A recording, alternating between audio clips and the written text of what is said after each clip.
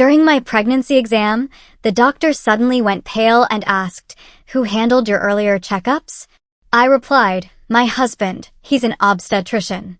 Instantly, the doctor freaked out and said, "We need evidence right now."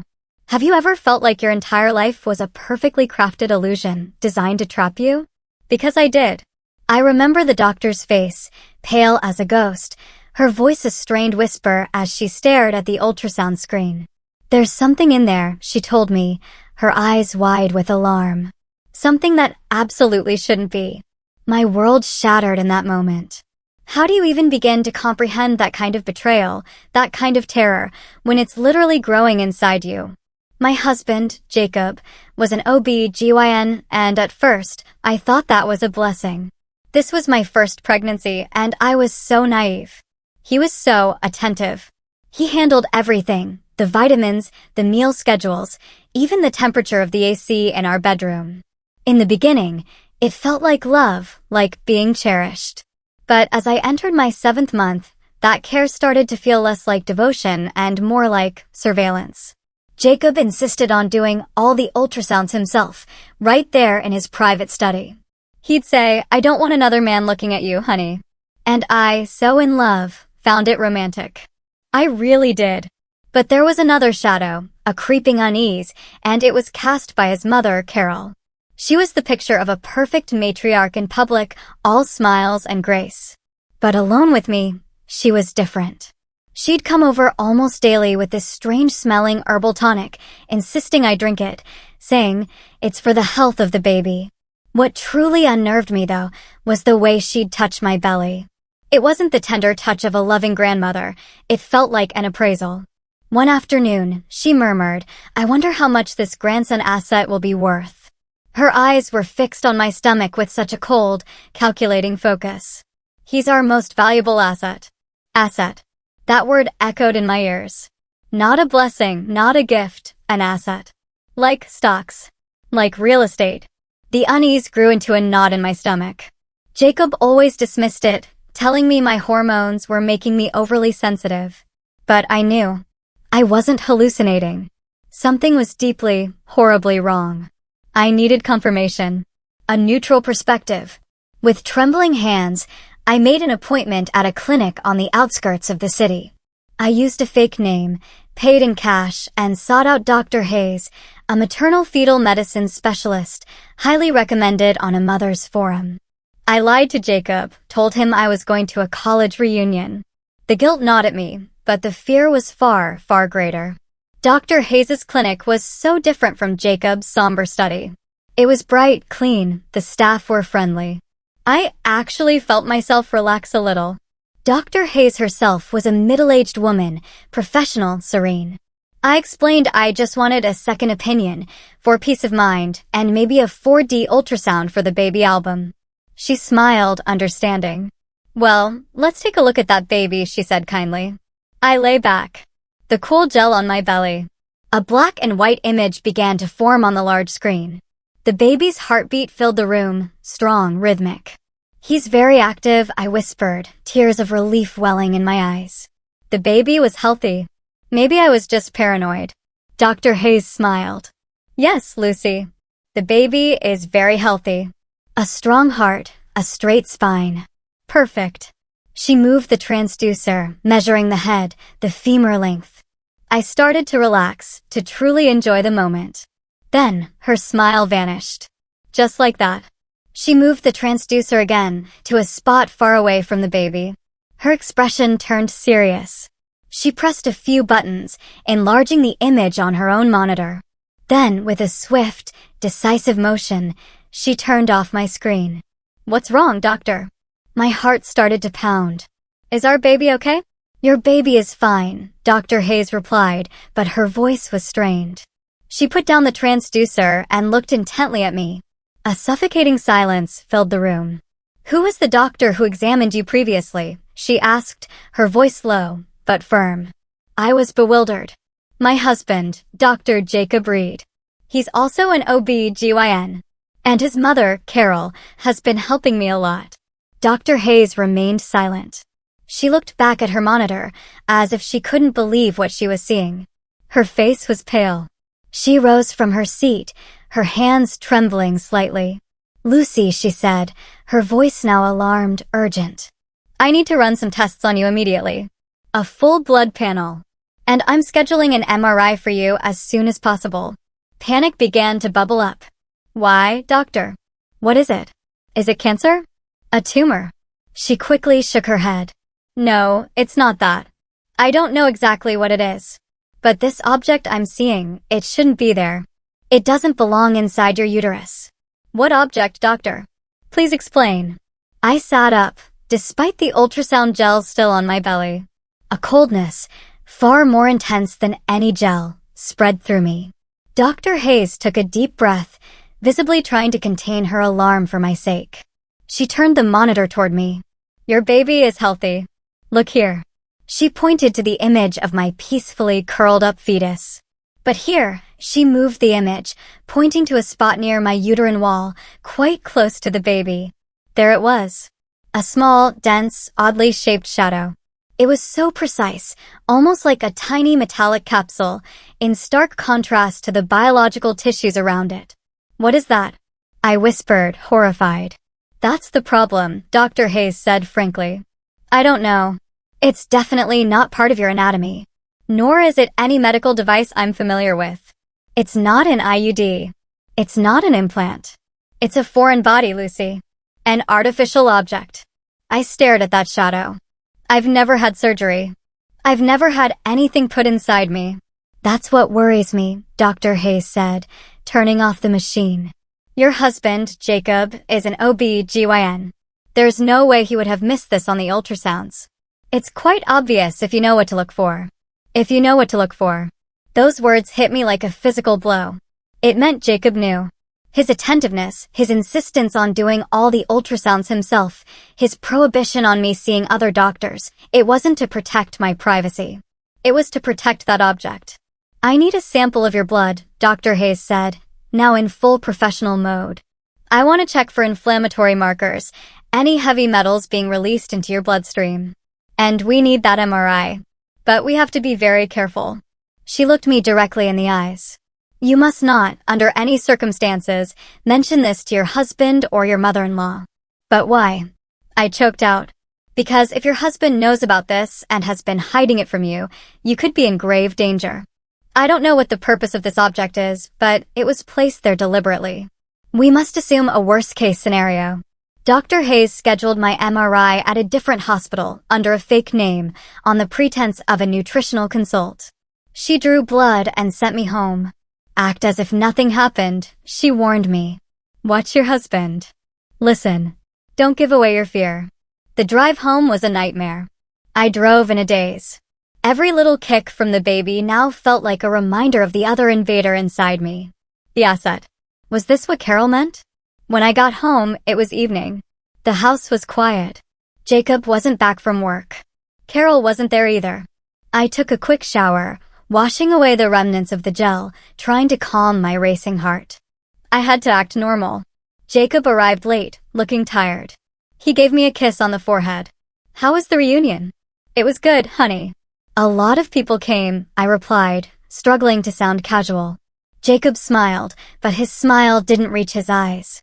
"Don't wear yourself out. Remember, you're carrying precious cargo." That night, I couldn't sleep. I lay on my side, my back to Jacob, feigning sleep. I felt his every move. Around 2 a.m., Jacob must have thought I was sound asleep. He slipped out of bed silently, making almost no noise. I held my breath. Jacob took his phone and left the room, closing the door carefully. I waited a few seconds before sliding out of bed. I opened the door a crack. Jacob hadn't gone far. He was standing in front of his private study upstairs, the door slightly ajar.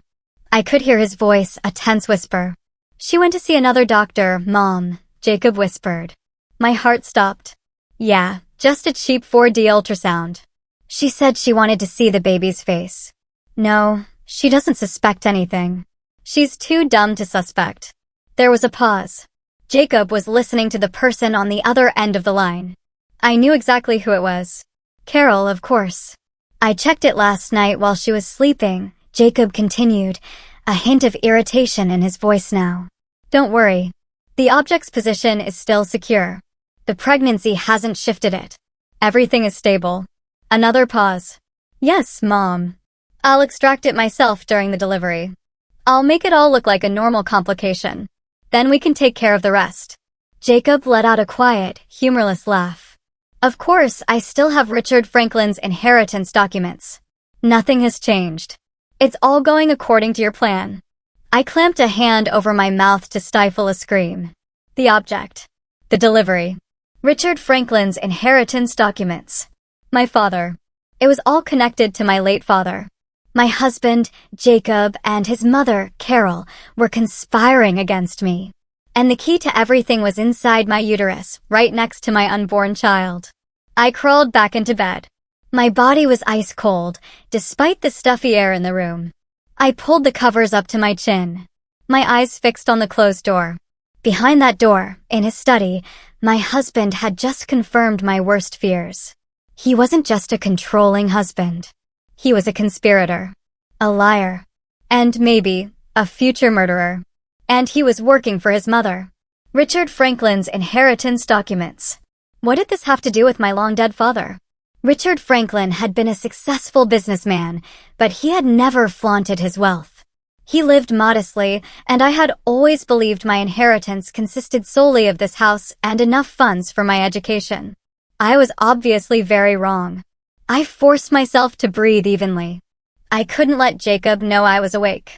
When Jacob returned to the room 15 minutes later, he moved silently, like a predator.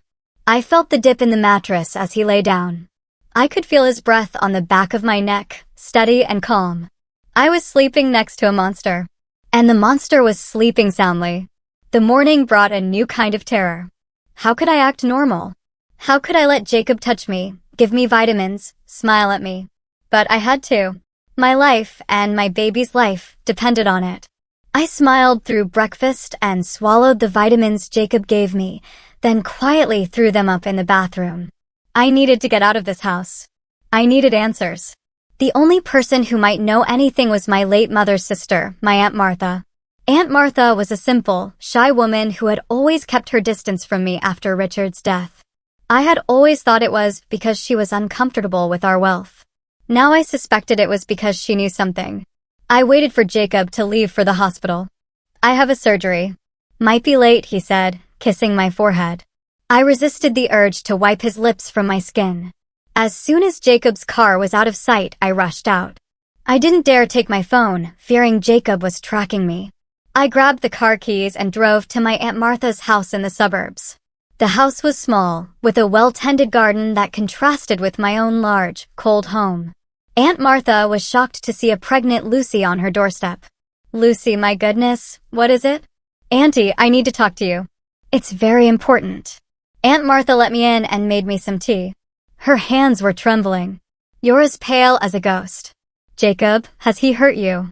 I wasn't expecting that question. You never liked Jacob. Aunt Martha looked away. It's not that. It's just the way he looks at you. The way your father used to look at your mother. I was confused, but I didn't have time. Auntie, I don't have much time. I need to know about my father and a woman named Carol. Aunt Martha's teacup rattled so violently that tea spilled out. She set it down with a clatter, her face paler than mine. Why are you saying that name? She whispered, her eyes wide with terror. You shouldn't. She's my mother-in-law. That's why I'm here, Auntie. Please. Carol is Jacob's mother. What do you know? Aunt Martha let out a shaky sigh and began to cry, a low, repressed sob. Stay away from that woman, Lucy. You have to get away from her. I can't, Auntie. I live with them. She's my husband's mother. Please tell me. Aunt Martha took a deep, shuddering breath. Carol is not a good person. Years ago, before your mother died, she was your father's personal assistant. She was very smart, very capable, but also cunning. Your father trusted her a great deal. What happened? She was obsessed, not with your father, but with his fortune. Your father, Richard, was a good man, but he was also paranoid. He hid his fortune everywhere. He didn't trust banks. He didn't trust anyone, Aunt Martha continued. One night, your father found Carol in his study, trying to open his personal safe. Not the normal safe, but the one that held his secret asset ledgers. Your father was furious. He fired her on the spot. Is that all? I asked, a sense of dread growing. No. Carol didn't take it well. She threatened your father. I was in the next room. I heard her screaming. You humiliate me, Richard. Your fortune should have been mine. One day I will get it. One way or another, I will take everything you have. I was silent. Richard Franklin's inheritance documents. Carol had been planning this for decades. Auntie, I said softly, my father's inheritance. What do you know about it? Jacob and Carol keep mentioning it.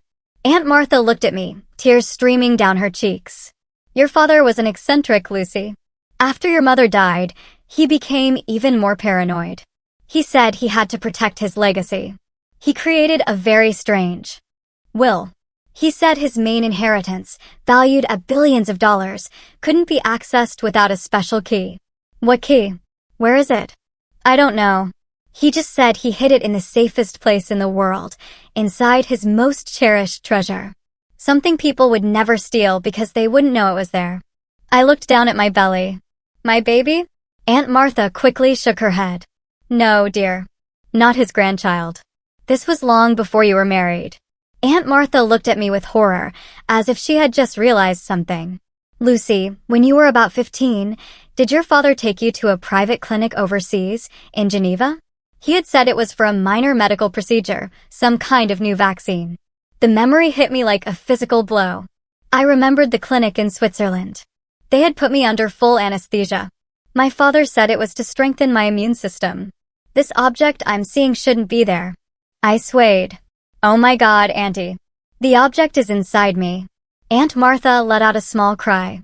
He implanted it in you. Your own father implanted the key inside his daughter. And Carol knew, I whispered.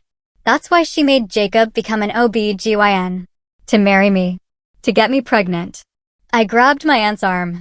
What do I do? They're planning to cut it out of me when I give birth. Aunt Martha was panicking. You have to go to the police. And tell them what? That my husband is too attentive? That my father implanted something in my body? They'll think I'm crazy. I knew I needed more than just a story. I needed proof. And I needed a powerful ally. Auntie, think. My father must have left other clues. Who is his lawyer? I don't know. He changed lawyers constantly. He trusted no one. Think again, Auntie. There must have been one. Aunt Martha closed her eyes tightly, trying to remember. Wait, there was one. He mentioned him only once. He wasn't a corporate lawyer. He was young, a rookie back then. Your father said he was the only honest man he'd ever met. The only one not blinded by money. His name was Alexander Vance. Yes, Alexander Vance. Alexander Vance, I repeated. I have to find him. I left Aunt Martha's house, my mind racing. I had a name, Alexander Vance. But I also had a new terror. The key was inside me. My own father had put it there, turning me into a walking safe deposit box, a target for anyone greedy enough to want his fortune. And now the wolf was already in my house. I had to get home before Jacob became suspicious. I had to act normal. But before heading home, I stopped at a small convenience store and bought a cheap burner phone. I wasn't taking any chances. That night was the longest torture of my life. I had to smile at Jacob. I had to let Carol, who had stopped by for dinner, stroke my belly. Such a healthy baby, Carol said with that sweet smile. We have to take good care of him. I wanted to throw up. I just nodded and smiled. I knew I needed tangible proof. Jacob's confession I had overheard on the phone wasn't enough. Aunt Martha's story would be dismissed as hearsay. I needed something solid to take to Alexander Vance, and I knew where to find it. Jacob's study, the one that was always locked. The opportunity came 2 days later. Jacob got an emergency call from the hospital, an urgent C-section, a patient in critical condition. He left in a hurry. Mom will come stay with you, he said before he left. I knew my window of opportunity was narrow. As soon as Jacob left, I ran to the study. The door, as always, was locked, but I had noticed Jacob didn't use a key. He used a keypad on the doorknob. I tried my birthday, fail. Jacob's birthday, fail. Our wedding anniversary, fail. I panicked. I heard a car in the distance. Carol. I tried one last combination, something that disgusted me. My baby's due date. Click. The door opened. The pang of betrayal was profound. He had used our baby as a key. The room was cold and orderly. Behind a gloomy landscape painting on the wall, I knew there was a safe. I pulled the painting aside. As expected, a digital safe. I tried the same code, the baby's due date. Beep. The safe swung open. Inside, there was no money or jewelry, but a stack of documents labeled Richard Franklin. And on top of the pile, a thick, black, leather-bound journal. My hand shook as I pulled it out. It wasn't a normal journal. It was a medical log. I opened the first page. It was about me. In cold, clinical handwriting, Jacob had documented everything. First page, access to subject Lucy established successfully. Phase 1 complete. She shows interest as expected. Pages from months later, wedding performed. Full access to subject achieved. C is very pleased. The most chilling pages were at the end. They started with the beginning of my pregnancy. Pregnancy successfully induced after 3 attempts. Subject is unsuspecting. Location of object confirmed via handheld ultrasound. Stable, no displacement due to fetal growth. I flipped through the pages breathless. The most recent entry was from a few days ago, extraction plan for D-Day. Proceed with emergency C-section following staged failed induction. Claim fetal distress. Nuchal cord. Full general anesthesia will be used. This will provide sufficient time for object extraction after baby delivery. And then a final sentence, in a different ink, as if added later, C suggests a malpractice accident with the anesthesia overdose post-procedure. Cleanest way to eliminate future ownership complications. Subject does not need to survive once object is successfully retrieved. My knees gave out. I sank to the floor. An anesthesia accident. They were planning to kill me. It wasn't just a theft. It was a cold-blooded murder plot, designed by my husband and his mother. I photographed every single page of that journal with my new phone. My heart was pounding so hard my ears were ringing. I had to put everything back. As I was about to close the safe, my eyes caught something else. An old, yellowed envelope tucked under the pile of documents. It was handwritten in a flowery script I recognized as Carol's. It was addressed to Jacob at an old dorm room address. I opened the letter. The date was from 20 years ago, when Jacob had just started medical school. My dearest Jacob, the letter began. I know it's expensive. Mom knows. But it will be worth it. That coward of a father of yours would never understand. But we know what we're fighting for. Richard Franklin's fortune should be ours. He humiliated me, fired me, treated me like dirt just because I wanted what was rightfully mine. Now listen to me closely. I've discovered his secret. That fool Richard has implanted the key to his fortune inside his own daughter. That stupid little girl, Lucy. It's fate, Jacob. You must become a doctor. Not a surgeon, not a pediatrician. You must become an OB-GYN. It's the only way. You will make her fall in love with you. You will marry her, get her pregnant, and then you will bring home what is rightfully ours. Don't fail me, son. Don't be like your father. Do this for me. Do this for our future. All these sacrifices will be rewarded. I stared at the letter in horror. This wasn't a new plan. This was a script written by Carol decades ago. Jacob wasn't just a bad husband. He was a tool, sharpened for 20 years by his mother, aimed directly at my heart. Suddenly, I heard the sound of a key in the front door. Click-clack. Carol had arrived. Sooner than Jacob had said. I panicked. I scrambled to put the letter and journal back in the safe, closed it, and replaced the painting. I ran out of the study, locking the door with the same code. I made it to the living room, breathless, just as Carol walked in with grocery bags. Why, Lucy? Carol's sweet smile unfolded. Why are you panting so, dear? As if you've been running. I swallowed hard, forcing a smile onto my tight face. My hands were shaking violently behind my back. Oh, nothing, Carol. My voice sounded strange, even to my own ears. I just had a sudden craving for something sour. I was on my way to the kitchen. Why are you here so early? A knot formed in my throat.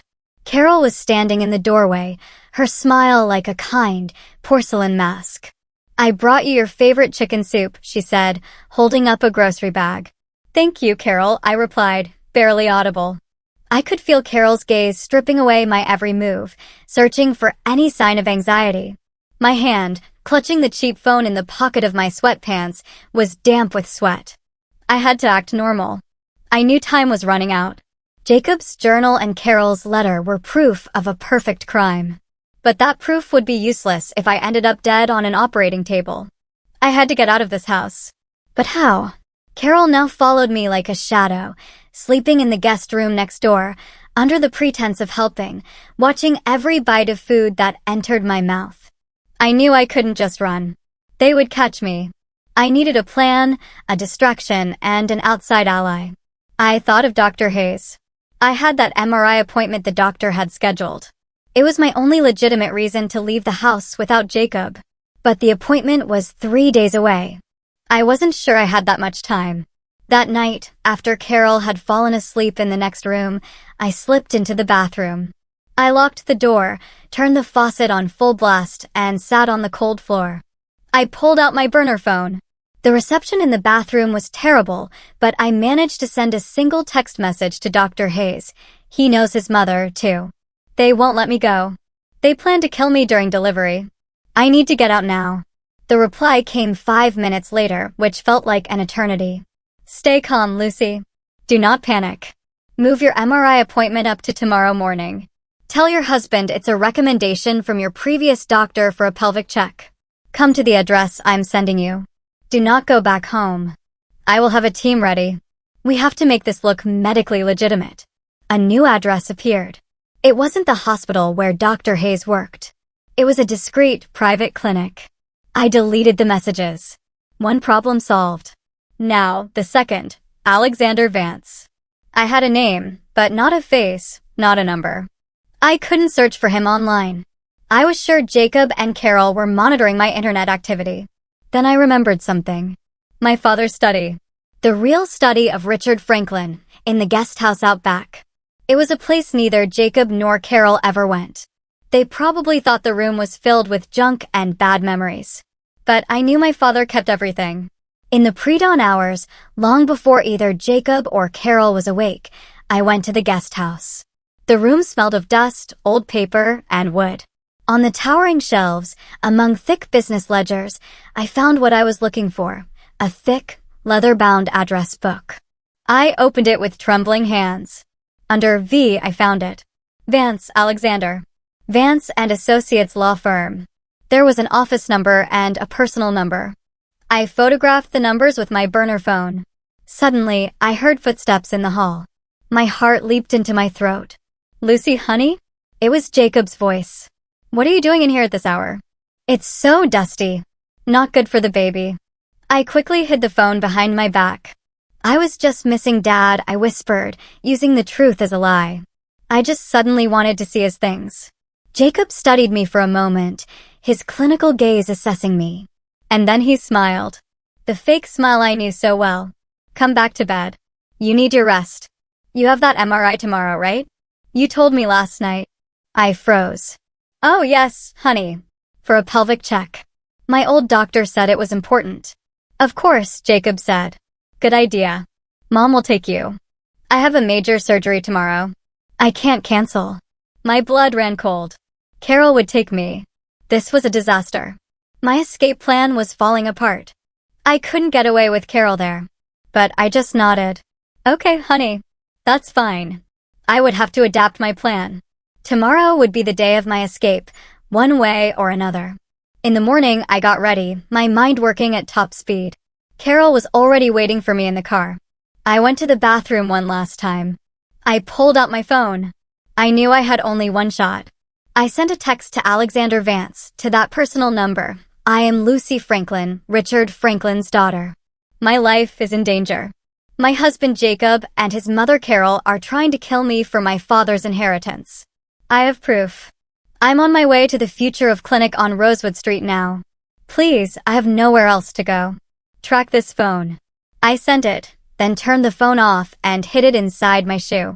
The drive to the clinic was excruciating. Carol chatted on about how happy she was to have a grandchild soon. I just nodded along, my heart pounding so hard I was afraid Carol could hear it. We arrived at the clinic. It was small and discreet, very different from a large hospital. Carol looked at the building suspiciously. Why here? Why not a major hospital? It's a specialty clinic for pregnancy MRIs, Carol, I repeated, using the excuse Dr. Hayes had given me. It's safer. I went inside. A nurse greeted me. Lucy, please come change. Your mother-in-law can wait here. I'll go with her, Carol said sharply. I'm sorry, ma'am, the nurse said firmly. Strict rules. No companions in the changing rooms or the MRI suite due to the radiation. Carol looked furious, but she couldn't argue with medical procedures.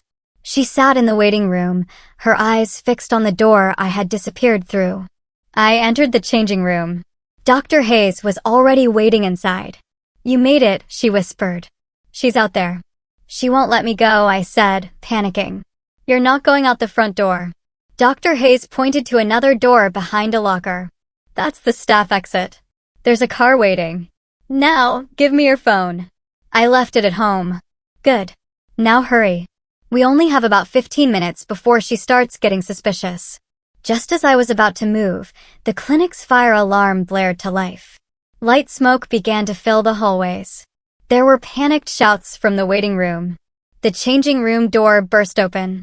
It wasn't Dr. Hayes. It was Carol, her eyes burning with rage.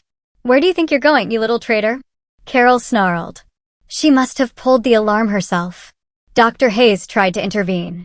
Ma'am, what are you doing? This is a hospital. Carol shoved Dr. Hayes against a wall. Shut up. This is a family matter. She grabbed my arm. You think you're so clever? You'll never escape me. Jacob is waiting out back. We knew you'd try something. This was all a trap. We're going to do that operation right now, Carol said, dragging me down a back hallway. I fought back. Let go of me. Please. They're trying to kill me. I screamed at the top of my lungs. We reached the back exit. There was no ambulance waiting, but a black van. Jacob was standing beside it. His face was cold and expressionless. He was holding something. A chloroform rag.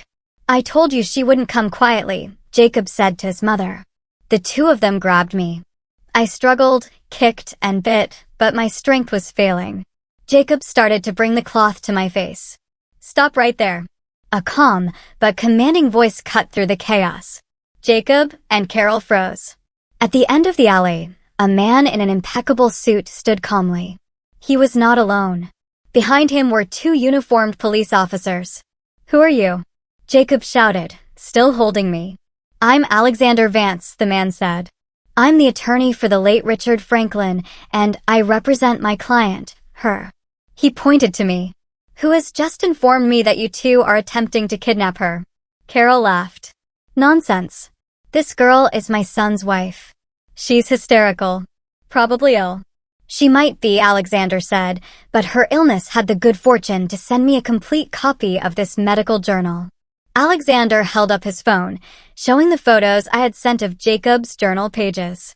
And also a copy of the murder plot letter you wrote 20 years ago, Mrs. Reed. The color drained from Jacob's and Carol's faces. We received Miss Franklin's call, Alexander continued, his voice now icy, and we tracked the phone. But we also received an emergency package from Dr. Hayes with all the medical evidence, including the MRI results of the object in my client's uterus. Dr. Hayes stepped out from behind the policeman, her face tense, but determined. Jacob, Alexander said, as a doctor, you know what medical malpractice is. But as a conspirator, you just made a fatal error. You wrote it all down. The two police officers moved forward. Jacob Reed, Carol Reed, you are under arrest for attempted murder. Conspiracy to kidnap and conspiracy to commit fraud. Jacob let go of me. He knew it was over. But Carol didn't. With an animalistic scream, she lunged at me, no longer caring about the baby or the key. If I can't have it, neither can you. But it was too late. The police already had her restrained. Jacob stood still, defeated by his own arrogance. I swayed, nearly falling. Alexander caught me. "Lucy," he said gently. "I'm Alexander Vance, your father's lawyer. You're safe now." I looked at the man, then at Dr. Hayes. My allies had come. I had made it. And at that exact moment, I felt a sharp pain in my abdomen. It wasn't from Carol's grip. This was different. I looked at Dr. Hayes with terrified eyes. "Doctor," I gasped. "I think my water just broke." I clutched my belly, a sharp pain that had nothing to do with fear tearing through my body. Amniotic fluid soaked my legs, creating a pool on the grimy alley floor. The baby was coming.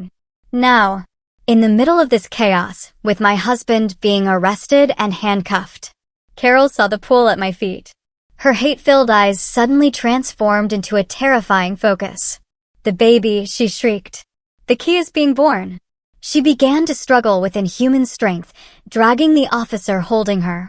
"Jacob, get the baby. Get the key." Jacob, in contrast, was paralyzed. His face was ashen, not from the arrest, but from the sight of Alexander holding his journal.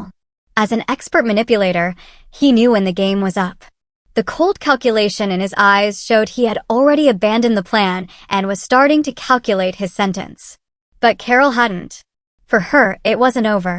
"Coward." She spat at her son. "After everything I sacrificed, get him." "That's enough." Alexander's calm voice cut through the air. "Officers, get them in the car. Get them out of this area." The second officer helped his partner, dragging a still screaming Carol and a deathly quiet Jacob away. As they passed me, Carol glared with pure hatred. "This isn't over, Lucy. You'll never enjoy that inheritance. I'll rot in jail, but I'll make sure you suffer." Jacob said nothing. He just looked at me with no remorse in his eyes, only a cold void that was somehow far more terrifying than his mother's rage. "Lucy." Dr. Hayes' voice brought me back to reality. The doctor was already kneeling in front of me, ignoring the chaos, her professionalism having taken over. "Lucy, listen to me. You're in shock and you're in labor. The contractions are coming too fast." "It hurts," I moaned, leaning on Alexander. The extreme stress brought it on. "We can't deliver here." Dr. Hayes looked at her small clinic. "And we can't go back in there. It's not sterile, not equipped for this." She looked at Alexander. "We need to get her to a major hospital, now." Alexander nodded. "I'll call an ambulance." "No time," Dr. Hayes said.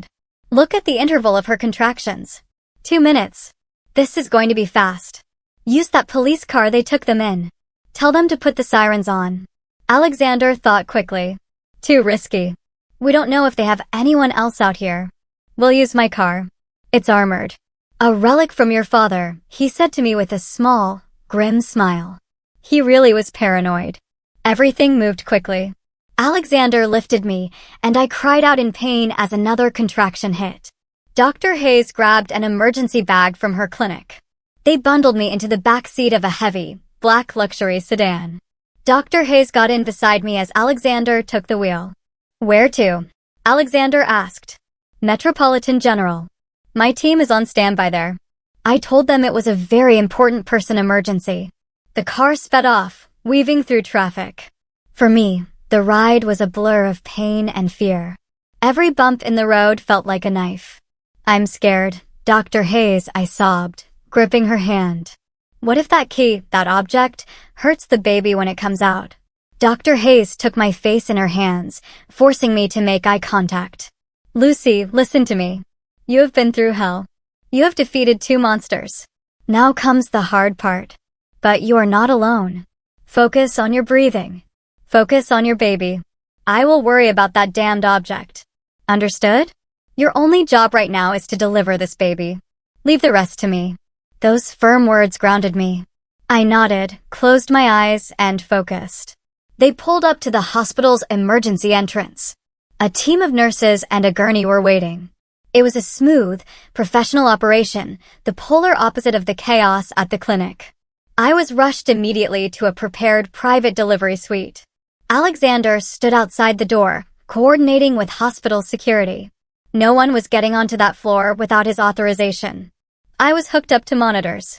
The baby's heart rate was strong, but my contractions were incredibly intense. Dr. Hayes examined me. fully dilated. Lucy, your body knows what to do. It's time to start pushing. I looked at Dr. Hayes. I was safe from Jacob. I was safe from Carol. Now I had to face the final challenge my father had placed in my womb decades ago. Push, Lucy. Push. Dr. Hayes' voice was my only anchor in a sea of pain. I pushed with every ounce of strength I had left, my body arching on the bed. The delivery room was a hive of focused activity. A nurse wiped sweat from my brow. Another monitored the fetal heart rate. I can't do it anymore, I whispered, breathless. Yes, you can. I can see the head. One more time, Lucy. Push with all your might.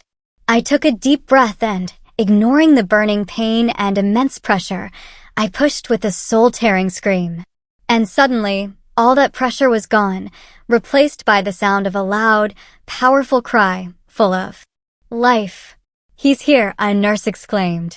I collapsed back, spent. Tears of relief streamed down my cheeks. I had done it. My baby was safe, a healthy boy. Lucy. Dr. Hayes' voice was gentle for the first time.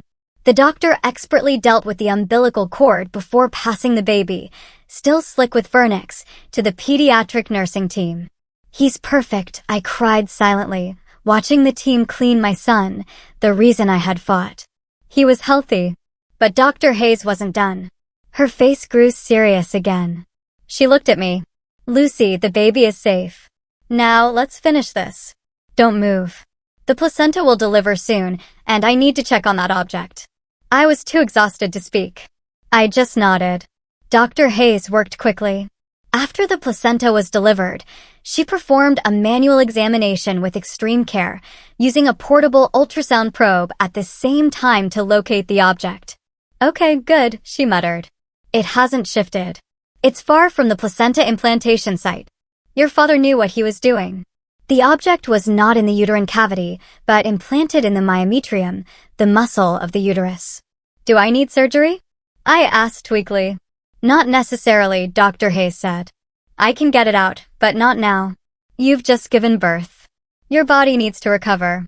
Trying to remove it now would be too risky for hemorrhage. I looked disappointed. So, it's still inside me? For now, Dr. Hayes said. But it's inert. It poses no danger to you. Suddenly, the doctor paused. She looked at the ultrasound screen again. Wait, that's odd. What? I said, alarmed again. It looks like there's a small light inside the object. It's blinking very faintly. Dr. Hayes zoomed in on the image. My God, the object is activating. Your baby's birth. Your baby's DNA must have triggered it. Just then, the delivery room door opened. Alexander walked in, flanked by 2 hospital security guards. He looked urgent. Lucy, doctor, I'm sorry to interrupt, but I just received a call from the Swiss Central Bank. Alexander looked both confused and tense. What? Richard Franklin's will just executed automatically. His entire fortune, billions of dollars, has just been transferred into a new account in the name of Lucy Franklin and her descendants. It happened exactly 3 minutes ago, sir. Alexander looked at his watch. Dr. Hayes looked at Alexander, then at me, then at the ultrasound screen. Exactly when her baby was born. The birth was the key. A biometric key. I looked at my son, now cleaned and wrapped in a blanket, being brought over by a nurse. He wasn't just my baby. He was my liberator. The nurse placed the baby on my chest. I held him tight. Hello, little one, I whispered. Alexander came closer, a genuine smile on his face. Congratulations, Lucy. You did it. You're a wealthy woman, and you have a healthy son. But what about Jacob and Carol? I asked. They are being taken care of. They won't see the light of day for a very, very long time, Alexander said. There's still one problem, Dr. Hayes said, packing away her equipment. That key, that object is still inside Lucy, and it's active now. We don't know what other functions it has besides triggering the transfer. Alexander stared at the blinking capsule on the ultrasound screen. I think I do, he said quietly. Your father, Richard Franklin, wasn't just paranoid.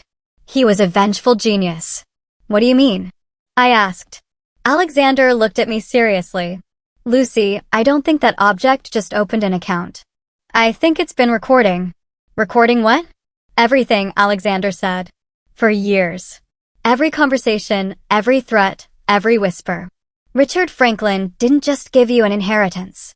He gave you a weapon, and we just turned it on. The procedure to remove the object took place 2 days after I gave birth. It wasn't major surgery, but it required immense precision. Dr. Hayes enlisted the help of a thoracic surgeon, accustomed to dealing with foreign bodies, to perform the procedure while I was under light sedation. Alexander waited outside with a court order authorizing him to take possession of the object as evidence. The procedure was a success. When Dr. Hayes emerged from the operating room, she was holding a small, sterile vial. Inside was a metallic capsule, the size of a grain of rice, but slightly thicker. It was a dull color, but on its surface, a tiny blue LED light blinked, indicating it was still active. "Here it is," Dr. Hayes said, handing it to Alexander. "The relic of Richard Franklin. That crazy genius. Lucy is fine. She's in recovery now. This is your department." Alexander took it with a mixture of dread and awe. He immediately took it to the best digital forensics team in the country. What they found surpassed his wildest imaginings. The object was a biometrically powered audio recording device, designed to be permanently active, drawing power from body heat and micronerve impulses. And as Alexander had suspected, it had been recording for 15 years, since the day it was implanted in my 15-year-old body. The audio data they extracted was terabytes large. Most of it was the trivial sounds of my daily life: teachers lecturing, chats with friends, the sound of movies. But Alexander and his team focused on the recordings from the day I met Jacob, and there they struck gold. The trial of Jacob and Carol was front-page news. At first, their lawyers, hired with the remnants of the money Jacob's family had paid out, were arrogant. They argued that I was an emotionally unstable wife, suffering from postpartum paranoia. They claimed Jacob's medical journal was just a record of fantasies or a misinterpreted research draft. They said Carol's letter was the emotional outburst of a misunderstood mother from decades ago, with no relevance to any crime. They painted Jacob as a devoted doctor and Carol as a doting grandmother. I sat in the courtroom, my infant son Matthew in my arms. I was calm. Beside me sat Dr. Hayes and my Aunt Martha. Alexander stood with the prosecutor. "Your Honor," Jacob's lawyer said, "the prosecution has not presented a single piece of tangible evidence that my client ever intended to harm his wife, only conjecture and illegally obtained private writings." The prosecutors smiled slightly. "Your Honor, we would like to present one final piece of evidence, Exhibit A." Alexander stepped forward and handed the court clerk a drive with the data. "This evidence," the prosecutor said, "was recovered from the victim's own uterus." A murmur went through the courtroom. Jacob's lawyer jumped to his feet. "Objection. This is an absurd, theatrical tactic." "Objection overruled," the judge said. "I've reviewed this forensic report." "Proceed." The first audio recording was played. It was mine and Jacob's voices, happily discussing the rug for the nursery 3 months prior. It sounded as clear as if they were in the room. Jacob's lawyer swallowed. The clarity of the recording was eerie. "And now," the prosecutor said, "we will play a recording from October 14th at 2 a.m., recorded in the study of the defendant's home." Jacob's voice, whispered, but clear. "She went to see another doctor, Mom." "Yeah, just a cheap 4D ultrasound. She's too dumb to suspect. The object's position is still secure." "Yes, Mom. I'll extract it myself during the delivery. I still have Richard Franklin's inheritance documents. It's all going according to your plan, Jacob." Jacob, in the defendant's box, stared at the floor, his face ashen. Beside him, Carol began to tremble, not with fear, but with rage. "And now," the prosecutor said, "a conversation between the two defendants, recorded in their living room 2 days later." Carol's voice, cold and calculating. "You need to be firm, Jacob. This pregnancy is making you soft. Don't forget the goal." Jacob's voice, "I'm not getting soft, Mom. I'm just being careful." Carol's voice, "Caution doesn't get you billions. The anesthesia accident plan is the best, cleanest way to eliminate future ownership complications. She doesn't need to live long after we have the key." A collective gasp went through the room. A juror covered her mouth. Carol stared at me, her eyes on fire. And one more, the prosecutor boomed, his voice echoing. A recording from 20 years ago, recorded when the defendant, Jacob, as a college friend, visited Miss Franklin's home while the defendant Carol, posing as a catering consultant at the time, spoke with him at the door. A younger Carol's voice, hissing, "Look at that girl, Jacob. Lucy. Her father has implanted the key inside her. I know it. You must become an OB-GYN. You will make her fall in love with you. You will bring home what is rightfully ours. Don't fail me." It was the smoking gun. Decades of conspiracy. Murder plots. Malicious intent. All recorded thanks to the paranoid genius of Richard Franklin. Jacob's lawyer sat down with nothing left to say. There was nothing to say. The judge read the verdict. Guilty on all counts, attempted murder, conspiracy to commit fraud, medical forgery, and kidnapping. As the judge sentenced them to life in prison without the possibility of parole, Carol exploded. "You think you've won?" She screamed at me, struggling against the guards. "You just got lucky, you stupid girl. You're just like your father. We'll get out. We'll get out, Jacob." Jacob, in contrast, didn't move. He just looked at me. His eyes filled with a hollow horror, the look of a trapped sociopath. His only regret was that he had failed. I met his gaze without fear. I hugged Matthew tighter. I had faced my monsters, and I had won. Legal justice was served. Now it was time for emotional justice. A year passed. My life was transformed. I moved out of the house filled with bad memories. I now lived in a bright estate by a lake, all glass and sunlight. The walls were adorned with photos of my son, Matthew, who had grown into a healthy, happy toddler. Aunt Martha lived with me, her face no longer etched with fear, but with genuine happiness as she helped care for Matthew. Richard Franklin's fortune didn't just sit in a bank. I, with Alexander's full guidance, turned my tragedy into a purpose. We established the Lucy Franklin Foundation. It was no ordinary charity. The foundation had two main branches. The first, run by Dr. Hayes herself, was the medical wing. It provided free legal and medical services to women trapped in situations of medical negligence or abuse, especially by their spouses or family members. Dr. Hayes' clinic was now a state-of-the-art facility that trained other doctors to recognize the subtle signs of covert abuse. The second branch, managed by Alexander, was the legal wing. It managed my entire estate and aggressively funded litigation against predators like Jacob and Carol. They were the nightmare of con artists disguised as love. I myself was the face of the foundation. No longer a timid victim, I was a strong philanthropist. My voice, quiet but firm, an advocate for those who couldn't speak for themselves. One day, I asked Alexander to arrange something, a visit to a maximum security prison. "Are you sure, Lucy?" Alexander asked. "You don't have to do this." "I know," I said. "It's not for them. It's for me." The final chapter. Alexander and I sat in a sterile visitation room, separated by thick glass. Two figures in dull orange jumpsuits were led in on the other side. Time had not been kind to Carol and Jacob. They had aged drastically. Carol, once so elegant, now had stringy, unkempt hair. Her eyes were filled with an ingrained hatred. Jacob looked worse. He was gone.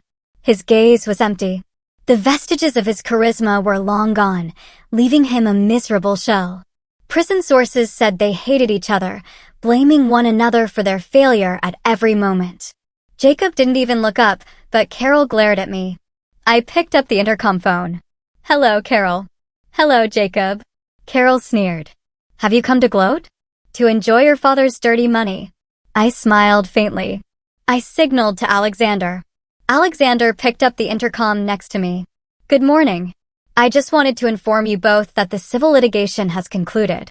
All of your personal assets, Carol's house, Jacob's savings accounts, his physician's pension, even the furniture from your old home, have been seized as damages." Carol's face hardened. However, Alexander continued, "My client, Miss Franklin, is very generous." Carol's eyes flickered slightly, a foolish hope that I would show her mercy.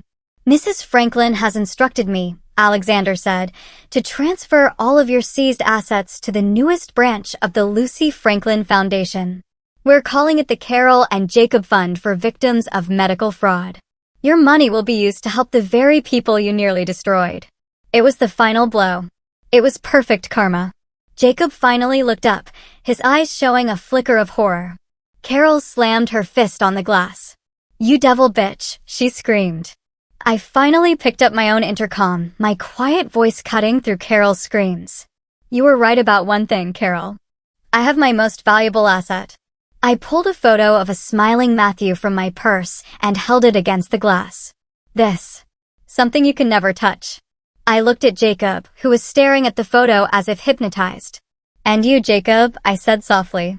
"You were a doctor. You took an oath to do no harm. You lost everything, not because of my father, but because you forgot your own oath. You failed as a doctor. You failed as a husband. And you failed as a human being." I stood up. I looked at Carol one last time. "You wanted my family's legacy. Well, now you have nothing." Alexander and I turned. We didn't look back. We walked out of that grim visiting room as Carol continued to pound on the glass and Jacob finally lowered his head and began to quietly cry. Outside, the sun was bright. I took a deep breath of the fresh air. I was free. I was strong. I was safe. I got into my car. In the back seat, Matthew was sleeping soundly in his car seat with Aunt Martha smiling as she watched over him. I smiled back. This story was over, and my new life was just beginning. What do you think? If you were in my shoes, at what point would you have finally realized the full extent of the betrayal? Have you ever felt that unsettling gut feeling that something was wrong, even when everyone else told you were being paranoid? Share your thoughts below. I'm truly curious to hear your perspective.